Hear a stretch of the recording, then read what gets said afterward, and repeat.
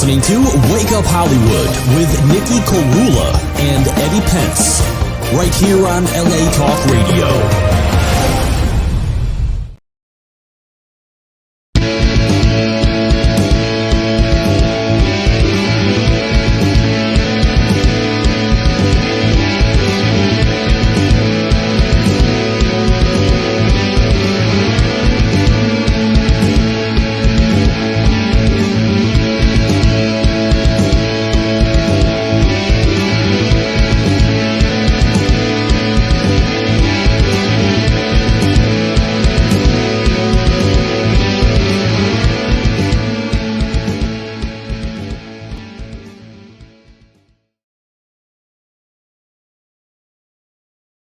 Wake Up Hollywood. This is your host of the most, Nikki Korula. We're going to jump right into this episode. We are in the studio tonight with Sabina Shanturia. How are you? Hi, I'm great, thank you. You came all the way from Sweden, so I said, okay, I'll make the drive to Tarzana for the studio. Right. Yeah, I'm so excited to be here. Well, I'm happy that you're here. You're making a new record. You're recording songs, That's people right. I love and admire.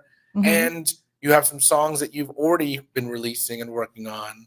You've been kind of like, a hardcore hustling artist for about, 6-7 years now? Yeah, well, around even 10 soon to be. Yeah. And you've been a guest on Wake Up Hollywood before. I have. You're one of my dear songwriting students from a couple years back. And I love seeing when my songwriting students put everything into their music. And you're doing it. So it's so awesome you. that you're Thanks doing so it. And much. I'm proud of you.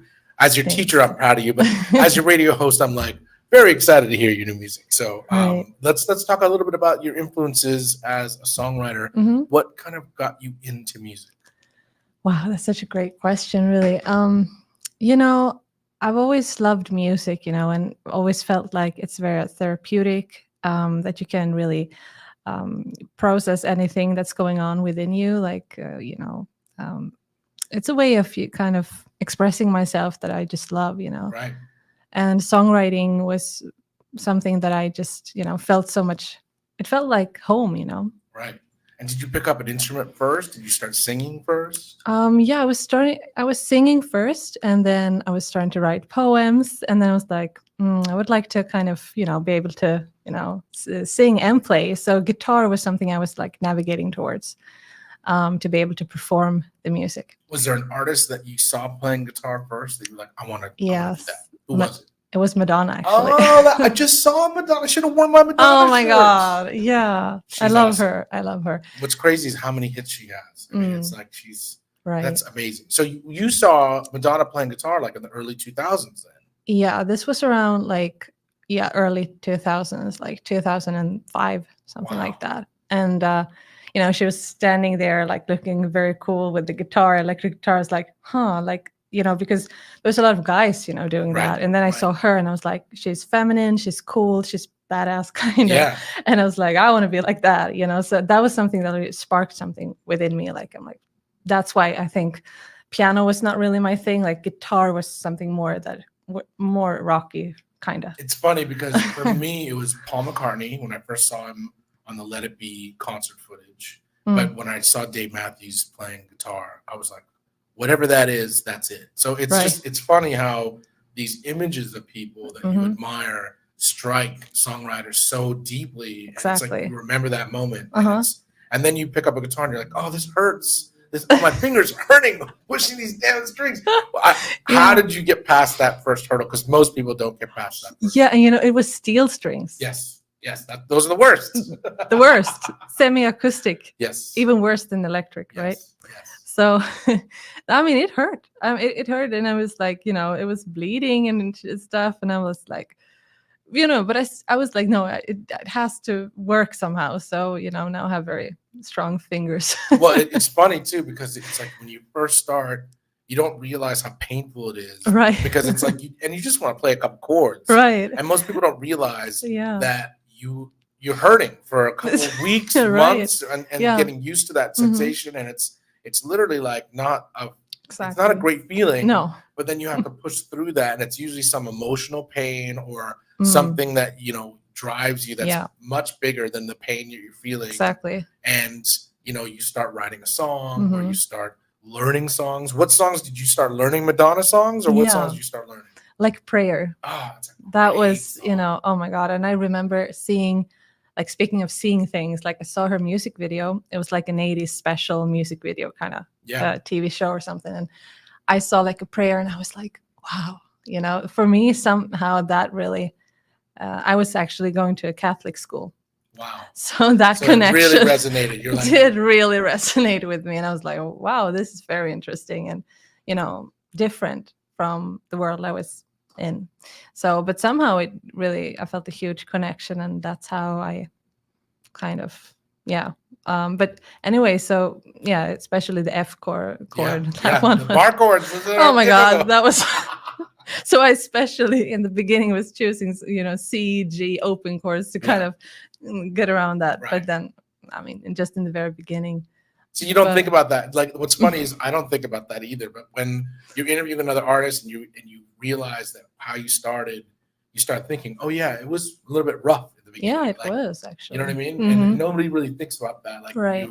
you hurt a little bit, but it's a good hurt when you get past that, and then you channeling that energy into writing songs. And when did you first want to make a record? Yeah, that was probably around, pre-university, like high school. Wow. That was starting to think about recording, and because I'd been performing live a lot, but I had nothing properly recorded yet. Were you doing like open mics or like local performances? Yeah, stuff like that, open mics and local things, and also like within the school setting, we had like music showcases and stuff. So, did you ever make flyers, or is that like way past your time? Flyers, yeah, we did a few. Yeah, because I remember that used to be the big thing. I used to have to go to Kinko's or like some printing store.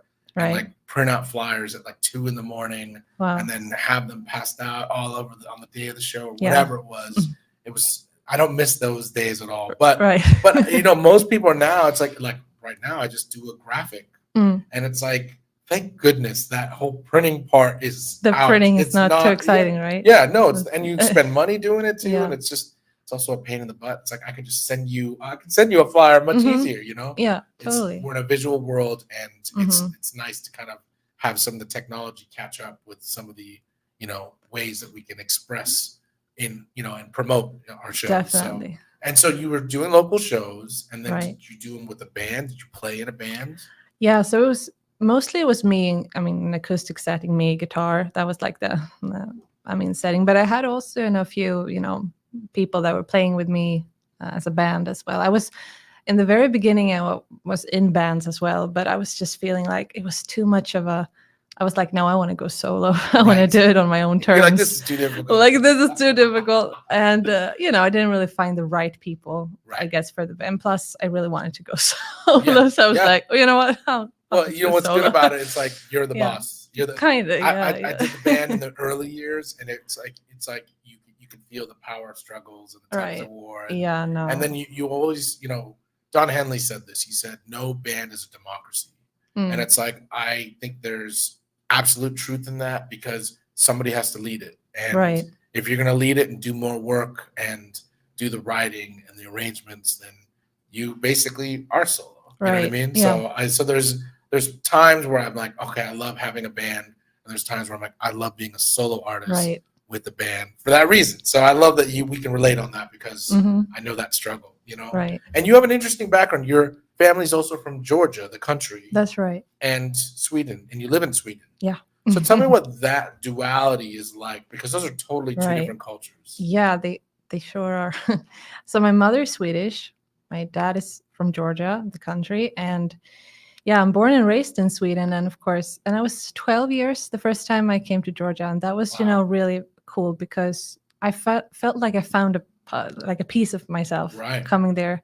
It was really very special. And people even told me, when I came back to Sweden, they're like, oh, you're very different now. Like something seems to... You're like, it must be the Georgia in me. right. Yeah. And it was somehow, I felt like I connected with a part of me that was not really awakened before, up until that point. So, but... do you think it was like seeing people that looked like you, or like eating foods that you kind of like, were different? 'Cause I'm Yeah. sure there's foods that are different than what most people eat in Sweden.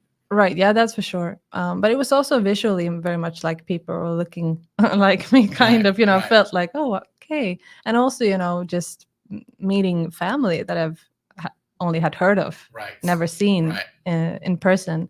That was very special. And my grandmother on my Georgian side, she was a singer, and she was, folk singer playing like a Georgian instrument called panduri, like a small guitar. I love that instrument. And so she had passed, so I never saw her, unfortunately, but everyone was like, oh, you remind us so much of her. And, Wow. Even like how you look, how you sing, your voice, everything. So that was very special to come there and really connect with that whole thing, so. Well, you probably took the ownership of the responsibility of being an artist from knowing that somebody you were related to was kind of very creative as well. Mm-hmm. Yeah, it was very special, and something that strengthened me. When I came back, I was like, okay, I kind of, when you're like 12, your head is a mess, right? Right. Everyone has their identity crisis, right? But for me, that was very powerful.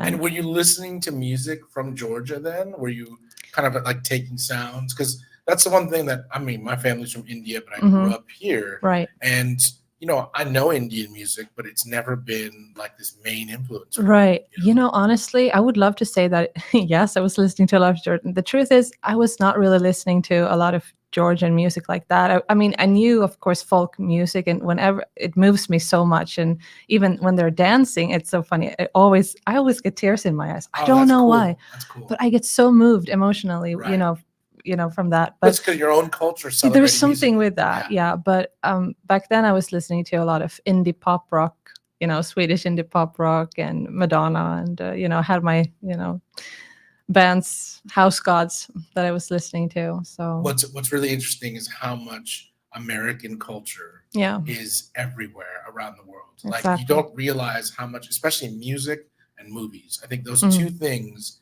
just are so like ever present in every culture. Because when I would spend summers in India with my family, I just remember like I would want to go to a music store and everybody was obsessed with the pop hits or like American music. In some ways, even more so. And some music that that wasn't that big was huge in those parts of the world because they thought it was big in America. Right. So it was just interesting to see like how the, like what's popular in what parts of the world and what parts of American culture are also kind of like, in your own culture, you know what I mean? So did you find that you were being influenced by, because Sweden has an amazing, beautiful pop music scene.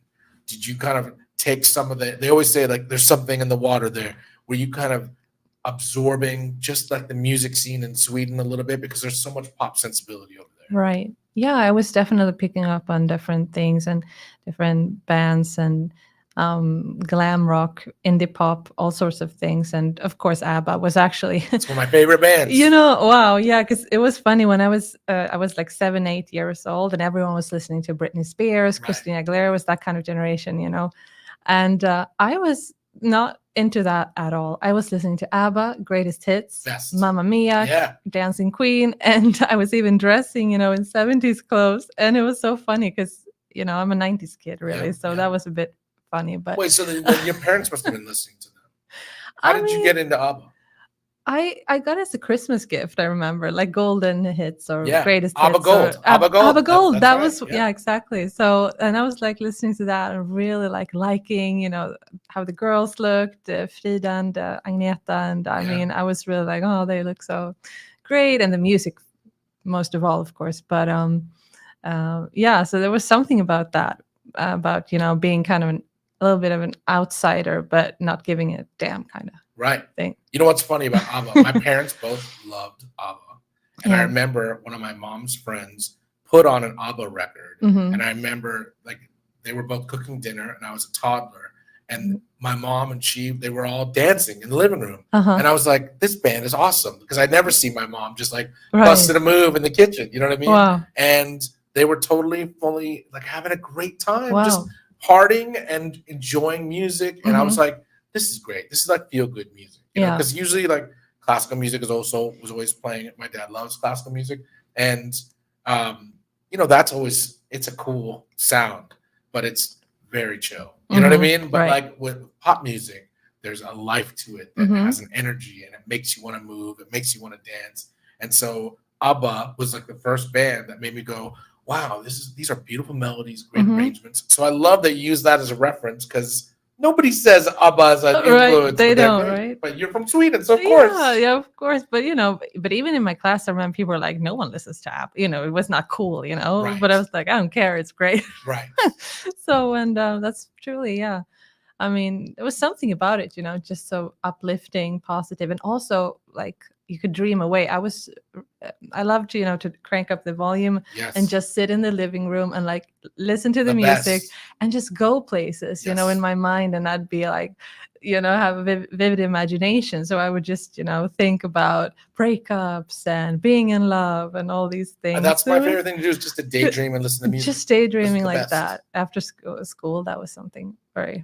Well, let's play one of your songs. What do you want to play first? Fire and Flame, I'm thinking. All right, Yeah. let's talk a little bit about this before we play it. Mhm. So what was the inspiration behind Fire and Flame? Yeah, so it's a love song, but I would say it's a passion song, Okay. kind of. We like passion. That's Passion, good. yeah. So it's called Fire and Flame. It's, well, obviously about, the fire within that we have. And it's also about feeling alive, feeling very, a rush, feeling strong emotions, feeling passion, basically. Yeah. Awesome. Well, here, let's play it. Let's play Uh-huh. it. Here's Sabina Shanturia with Fire and Flame.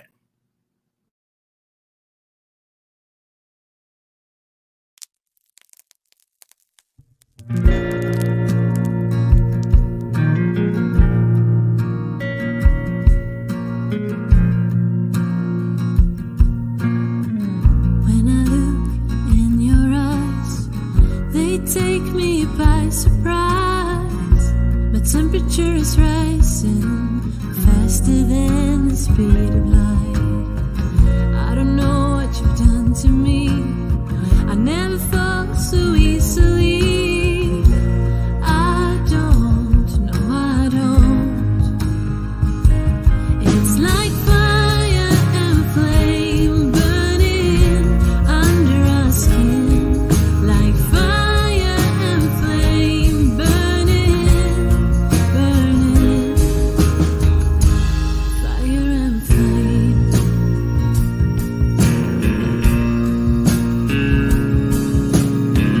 I follow you tonight.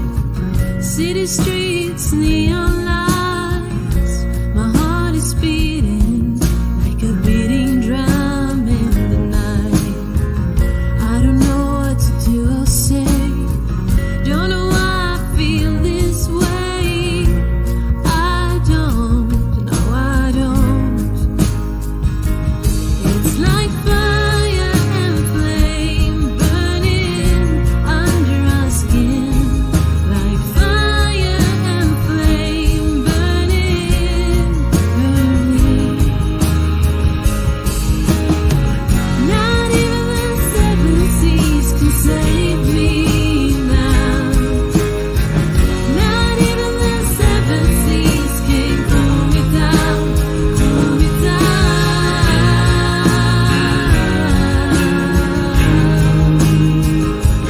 cool me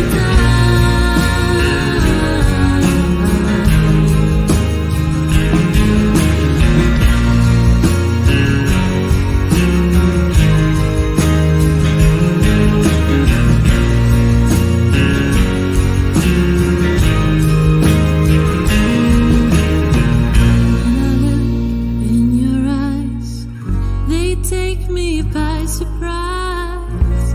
My temperature is rising faster than the speed of light. It's like fire and flame burning under our skin. Like fire and flame burning, burning. Like fire and flame burning under our skin. Like fire and flame burning, burning, burning.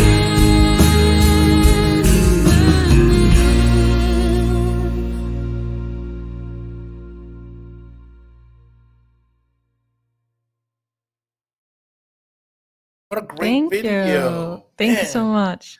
So tell me, where did you shoot that? You were just saying a little bit about it, but it's something our Yeah. listeners should be. So it was in LA actually, 2019 in Studio 60.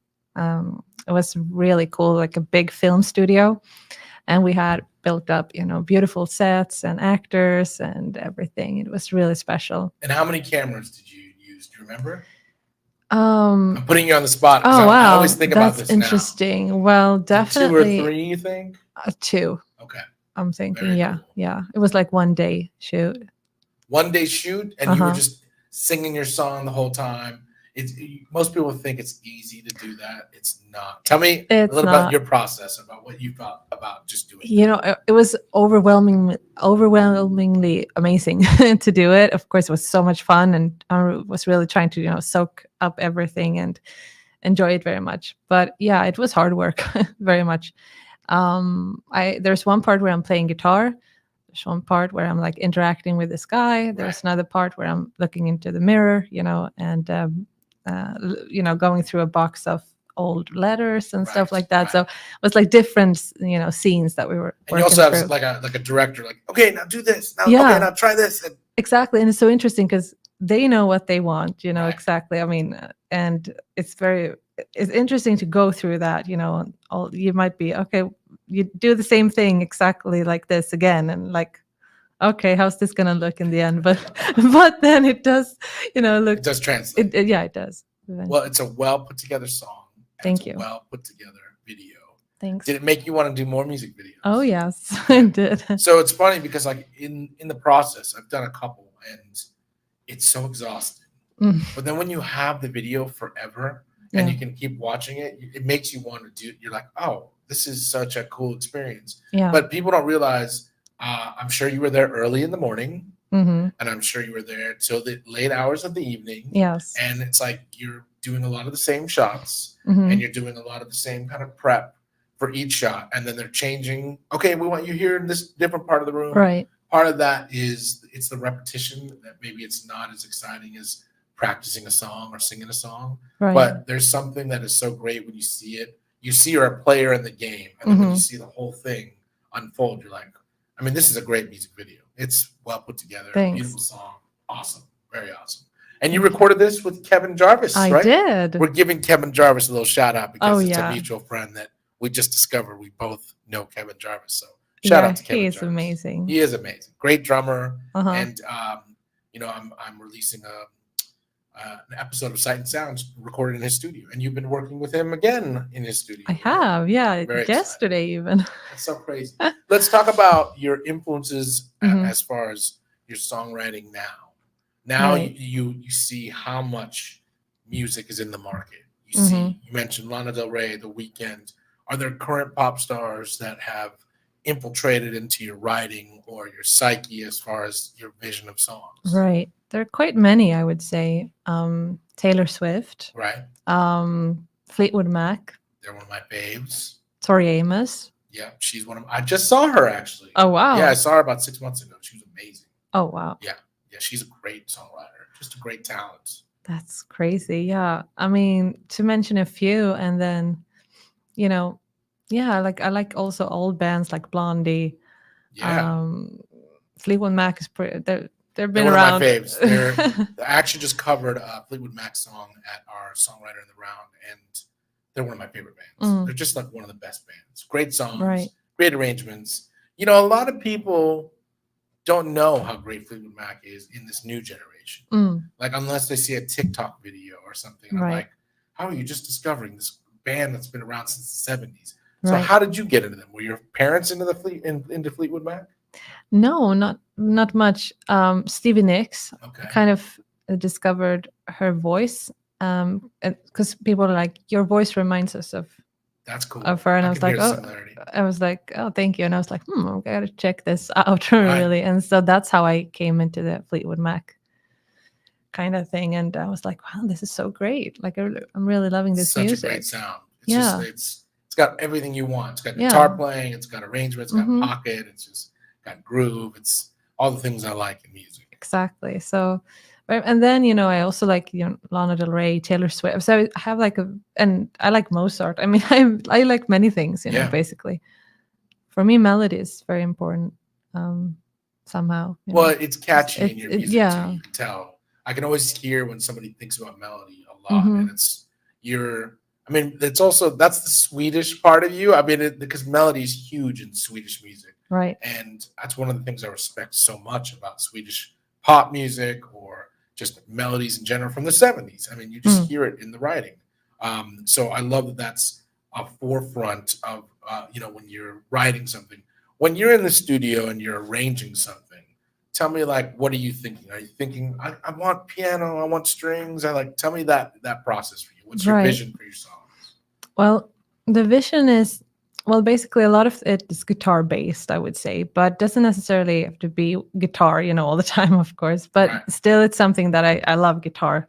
So no surprise that there's a lot of guitar in the music. But I'm thinking, I kind of think about go on instinct a lot of the times. I can kind of hear what, and I also like to work with producers because I like the way that you can kind of have another person's, experience and knowledge and input to your own music. I love that sort of collaboration very much. So, but yeah, I want to feel things. I want to feel. It's kind of hard to put to words, but I know the feeling that I want to have. Kind of. Yeah. So you mean when you hear the whole arrangement, or even when you just hear like the initial arrangement? Initial arrangements, and then you think, okay, we're on to something, like this is or something. No, this does not really doesn't sit well with the feeling that I want. Yeah. You know what's funny? What I do is like I'll write something and I'll say, oh, this kind of sounds like this other song I love. And then I'll go and listen to that song and I'll just start thinking, oh, how could I make this like modern or different or similar but parallel in a completely different universe, in some way. So I love this question because every artist thinks about all of this differently. Sometimes it could be a drum beat that starts the whole thing. Right. And then they run with that. But it's like, I always tend to write the song and then think of all the parts. So it's fascinating that you're also like that. You think about the arrangement as you're putting it together. Definitely. Do you ever feel like, when you're doing something creatively that you have to kind of like stop listening to input from other people sometimes? Because like you can have 10 people in a room and you're all recording and then 9 different ideas are thrown at you. And do you have to kind of like silence them a little bit and listen to, or do you kind of absorb the ideas, try and experiment them? Like, what's that process? I'm kind of open to trying, but then I also know what I don't like and what I like. Right. And then I can be very much like, no. Yes, I'm the same way. I think you're a lot more diplomatic about it. I try to be. I'll be like, yeah, that's cool. Yeah, let me try this idea first. Exactly. Yeah. And you're like, no. Yeah. Like, but I bet you're a lot nicer about it because I try to be very. I feel like I'm like I'll have a blank stare, like I'm not feeling this at all. But okay, let's try it. But I've learned over time that let's try it is a very good way to experiment, and it could surprise you. Definitely. And sometimes, my lead guitarist on one of our songs, he was like, why don't we flip the chord progression? And every part of me was like, I don't know about that. Right. And then we did it. And I was like, I love it. Yeah. This is such a cool idea. And now I can't hear the song any other way. Yeah, I mean, exactly. So you never know. And you never know. And so I definitely try to be open and try it. You should, that would be stupid, I think, not to, But it's hard when you love a song that you've been. Yeah, it's your baby. It's your baby. Yeah. And you're nobody really cares about your baby like you. That is true. Yeah. Yes. Okay. So good. It's good to know that I'm not alone on this because every now and then I'm like, am I a tyrant? Am I that hardcore? Or like a control freak. I feel like I'm a control freak. I think you have to be. Yeah, like you have to be, and I don't just leave things to chance, random. Like I really want to be involved and have control over things, Well, sometimes I think people have ideas that they're in the moment, but they won't care about that idea 6 months later. And if it's on your record and then you're like, man, why did I listen to that? Yeah. Now it's on my record 6 months You later. you have to live with it, You have right? to live with it. So Yeah. it's like I'm really open to like hearing the idea and trying to feel like, do I like this? If I don't, we're aborting this right now. You know Exactly. what I mean? Yeah, Like, no. totally. Mhm. Yes. It's good to know. Thank you. And that was a question for me. So Right. let's play your second song. What do you want to play next? I want to play Stranger. All right, That's the tell me a next little bit song. about this song. So this is a song that's about someone that used to be very close to me, and I guess people can relate to this. That we've all had people close to us that then as time go by, they become like strangers. Right. You share history together. You know things about each other that you share a lot, but you are just not connected the same way you used to be, and that can be very painful, and it can be something that is hard to kind of handle and Right. process. People come and go in our life. They It's like, it's a do. weird thing. It's a weird part of the process, and it's like sometimes you don't think about it until later. So I'm excited to hear the song. Here's Stranger by Sabina Chanturia.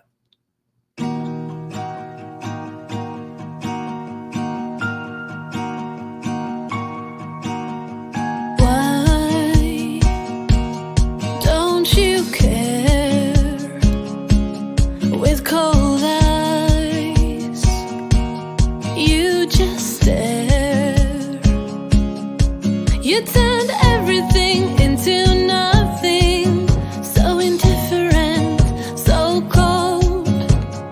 Thought I knew you well, but I don't know you anymore. You're like a stranger to me. But now you'll be like a stranger to me. But now you'll be. Oh, could I be so blind? Why didn't I see the signs? You cover the truth in a lie. So indifferent, so cold. Thought I knew you well, but I don't know you anymore. You're like a stranger to me. So now you'll be like a stranger to me. So now you'll be. I wish I could forget everything we shared and said. I wish we'd never met. Like a stranger to me. From now on you'll be like a stranger to me. From now on you'll be like a stranger to me. From now on you'll be like a stranger to me. From now on you'll be like a stranger to me. From now on you'll be like a stranger to me.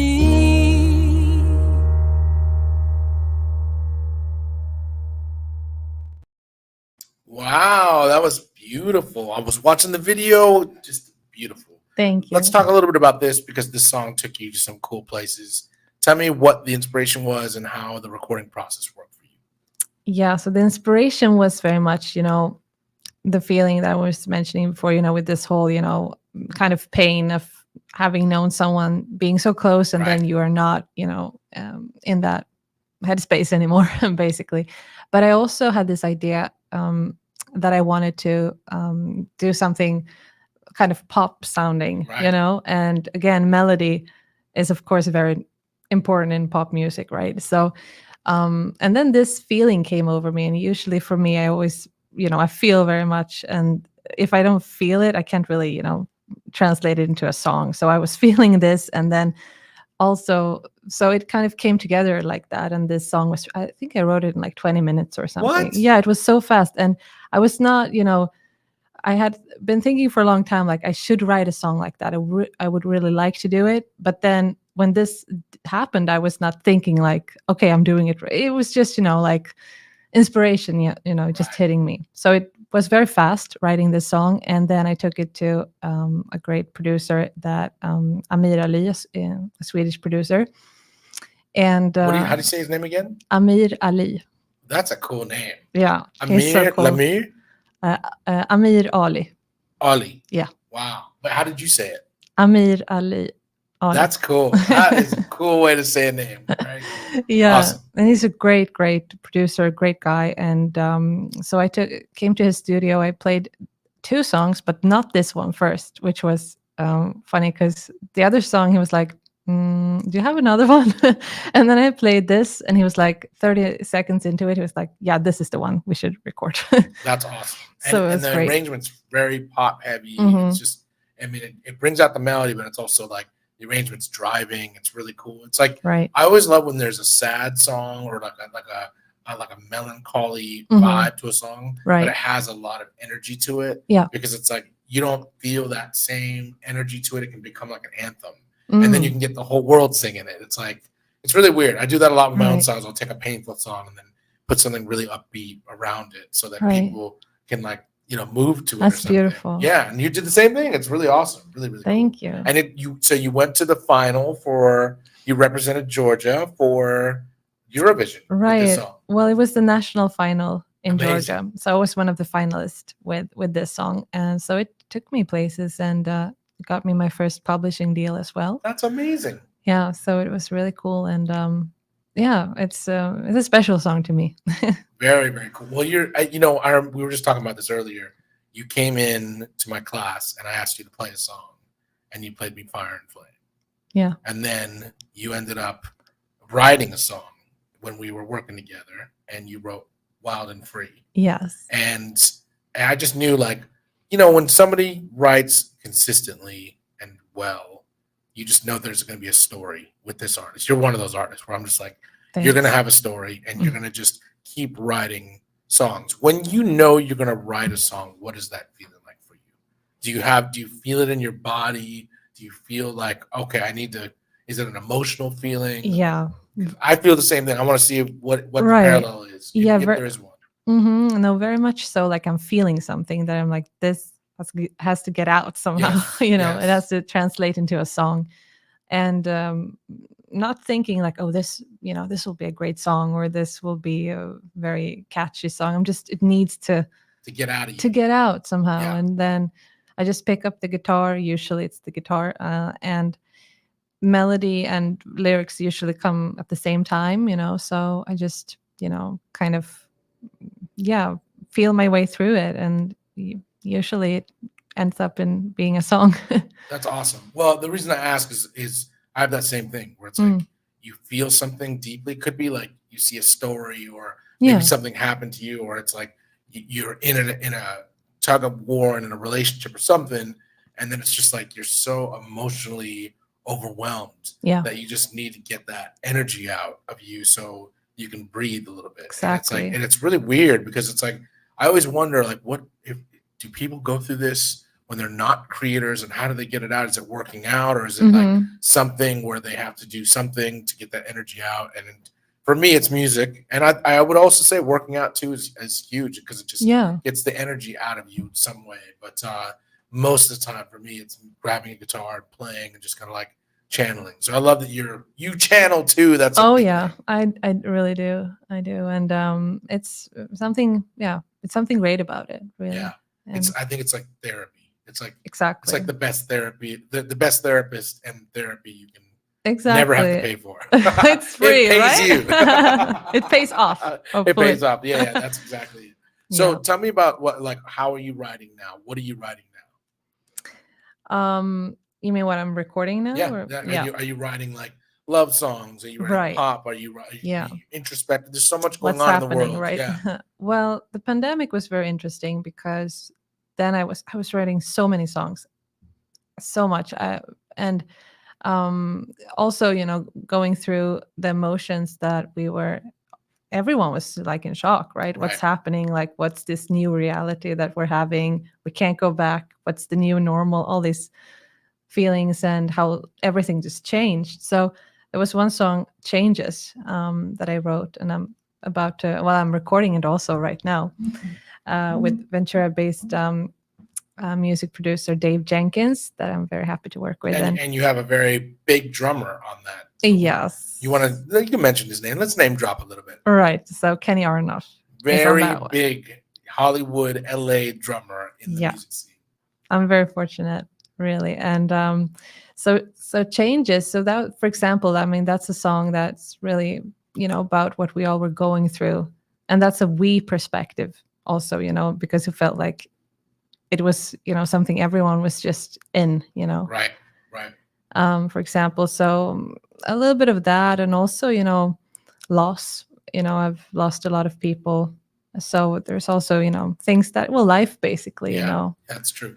But I guess, it's interesting whenever you hear a song, it can mean something different for someone than the original idea from the songwriter. So it depends, but yeah. Yeah, there's some artists that don't print their lyrics in the album or vinyl or whatever it is for that reason. Seal's one of those people. He's like, I don't want people to interpret my songs and then be disappointed by a lyric they thought meant something else. Yeah. And I'm like, oh, that's such an interesting way to think about it, because when we write, we're writing from a very true point from ourselves. Yes. We don't realize how these songs can affect other people with what they're going through in their own lives. You know what I mean? So songs can mean different things to people, or catch them at very weird times in their life to document their emotional, upheavals, I guess. Yes.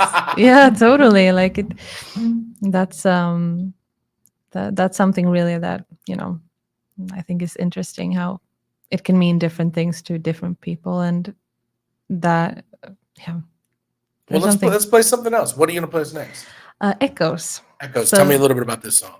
Yeah. So speaking of time and memory, so it's about making the most of the time that we have. Basically, it's a kind of, reflecting song, like reflecting upon memories, and also remembering someone that's no longer with you, basically. And there's something beautiful in that bittersweetness too. Right. So that's what it's about, basically. And also Kenny is playing drums on this one. I'm excited to hear it. All right, let's jump right to it. This is Echoes by Sabina Chantoria.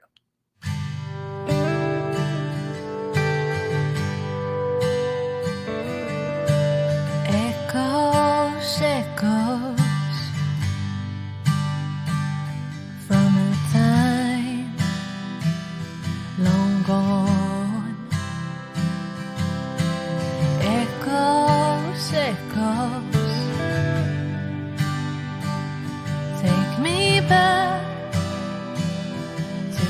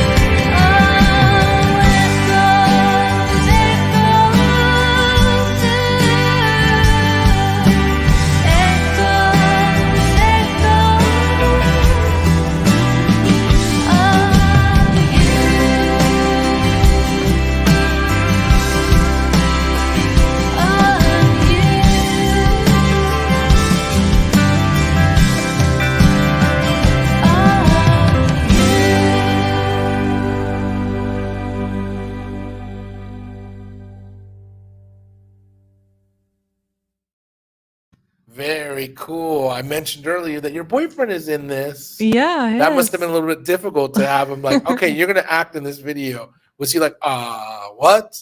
Oh, he did a great job. He did a great job. But of course, it's a little funny when you're like, okay, we have to act, like we're talking now, but we're acting at the same Right. time, right? So that was a funny experience for both of us. Did I you have to think. push him a little bit? Like, come on, make it look like you're very like romantic with me right now, or was he just like, I can do this? This is my life right now. What was it like? Because you had to direct him a little bit, I'm sure. Right. Yeah. I mean, no, we were very much in the moment. He did a good job on that. Yeah. Good job. Yeah. Good work. Well, so tell me about the song when you were recording. You said you recorded vocals here, and then you shot the video in Sweden. Yeah. And you shot it in a very peculiar place. Tell us a little bit about that. Right. So it's in the south of Sweden, countryside, and there's one place with a big oak, tree, and there's a big, well, very round hill, and it's actually a grave, Viking grave or something. So that place has a lot of history and echoes of time. So it was kind of funny how, I was like, this is good, visually interesting looking location. And did you get drone shots for those aerial shots? Oh, yeah, so cool. We did. Very cool. Just looked awesome. Just looked like you. a really nice place too. That must be a very nice graveyard, I will say. If I want to get buried, I like that place. It was very lonely, It was not so crowded. So how did you were like, you told your boyfriend, you said, do you want to come to this graveyard with me and shoot a music video? No, we were actually in different places as well. There was one little country like city built up, like country western city in Sweden. Oh, that's cool. Yeah, so we did a few shots there too. Well, I love the look. You were very Americana, like going full on Western style. So tell me what that we were process kind of was flirting with that whole Americana thing, very like cool. pop meets Americana somewhere in the crossover. Yeah, that was very much. I mean, yeah, I like that a lot. To kind of also do it with the look and everything. And I like that you're thinking like that. You were talking off the air and you said Madonna did that with so many different looks. And that inspires you. And I think you should keep doing that. Thank you. Like, it like identifies with the songs that you're writing so much. And it's like another level of expression. So I think it's always cool when artists do that. Thank you. Very, very cool. Who are you listening to right now? Oh, wow. Actually, Dreams by Fleetwood Mac. It's been going on rotation in my on my Spotify. Listening to Lana Del Rey a bit. I'm listening to The Sounds, Swedish pop rock band. Oh, I don't know them. Oh, that sounds cool. They're very cool. Actually, very rock pop kind of. Different things. Different artists and band. Well, it's like I always love knowing what artists have their finger on the pulse on, because it's like you never know who's being inspired at what moment and what they're listening to that's going to create the next song. Like when I'm going to a studio, there's always something I'm listening to that I'm going to draw from and try to emulate in a studio, whether it's an old record or a current record. So I always like think about that when you're going to the studio and you're, listening to music at home, do you listen to stuff that you're like, oh, I could use this for this next recording that I'm doing? You kind of draw from that? I think I do, but maybe not like that in the way that I'm thinking I'm going to use exactly this. Not that, but something that I feel, in the studio that, okay, this is something that I've heard before and I would like to use, kind of. But yeah. I guess so. Yeah, actually, I guess I do. Well, it's interesting because it's like I think the studio is this like kind of a safe place. It's like a cave where you can just go and hide for a little bit, and nobody can hear exactly what you're doing or what you're thinking about.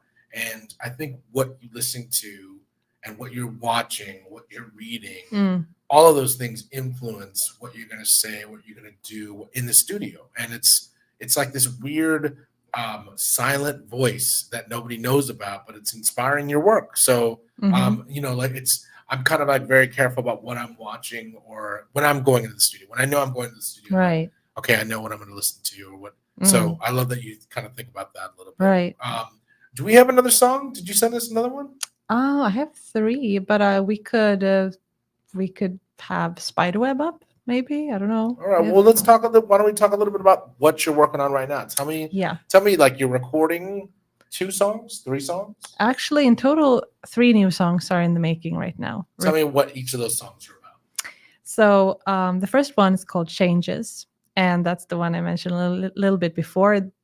But it could be also personal changes, because Right. in life there is no way we can't go through life without change, right? It's Change is the absolute constant. right. It's the transformations, and we kind of have to embrace it, I guess, at some Right. point, right? So that's I love that you're talking about that, and you're so young. It's like you're so young, and to think like that is you're ahead of the curve. Like you most think, people, yeah, and most people don't think like that. Most people aren't thinking like that. They're not thinking about change. right? I think about it all the time. I'm like so resistant to it, but I'm like, no, things are changing all the time. So Right. that's cool. Well, I feel like within myself, I'm also changing. I feel that. Right. So, but and it could be on a more bigger level in terms of the world is changing. I Right. mean, different things. So that's one song, and I'm very, very excited about. Well, all of them, of course. But it's very catchy, and I think it's very nice how we've been recording it. So I'm super excited about that. And the other one, Hold On, is, well, there's a lot of melancholy in that one, about loss, about holding on to love that kind of haunts you in a way. Right. Yeah. Love and loss, that kind of thing, with when you dream about someone, Yeah. that kind of thing goes very deep. Yeah. When it's affecting your subconscious. Exactly. Yes. So that's that one. And then Wild and Free is the third one I'm recording, and that is basically to be yourself, be liberated with being free, whatever that means. And Well, I love that you like. That's one of the songs I remember you brought into class, and that song, it's like we write songs sometimes to kind of like tell ourselves how to remind us to. yeah, You know what I mean? Like I write songs all the time like that. Like remember to do this. Remember to be like this. Like it's like sometimes we need that reminder. mhm. So was that Wild and Free kind of like that for you? Were you kind of like telling yourself like, stay wild, stay free? Exactly. Yeah, it was kind of a reminder and encouragement and some sort of a reminder is a good word, because that's what it is ultimately. I think to be yourself and not limit yourself, and not you try to conform all the time, but what is really, well, who are you? Right. I And love that. So and the fire within, to not let it just die down. Yeah. So People allow it to die. And I love when people remind us, like you, to right. keep it alive, because that's what life's all about. Thank you. Where can Yeah. people find you online if they want to find you? They can find me pretty much everywhere: Spotify, Apple Music. I'm on all the social medias: Instagram, Facebook. So yeah, and I have the website sabinashantoria.com. Spell it out because people are dumb. Right. So www.sabina, which is Sabina, and then we have the long Georgian surname, which usually gets people confused. So Chantoria, which is CHANTOURIA.com.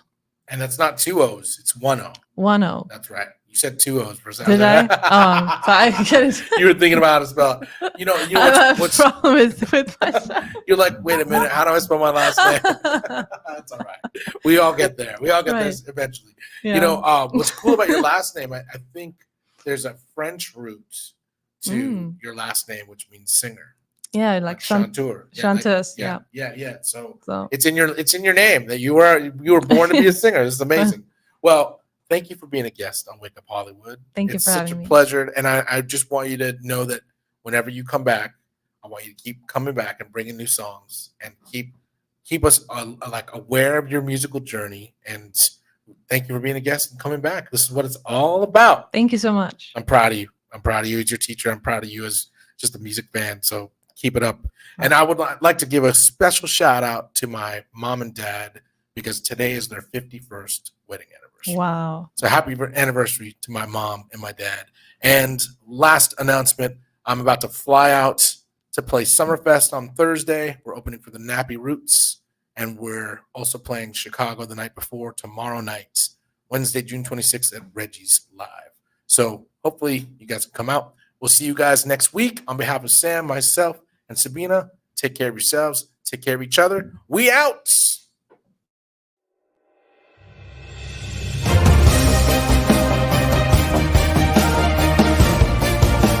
You're listening to Wake Up Hollywood with Nikki Korula and Eddie Pence, right here on LA Talk Radio.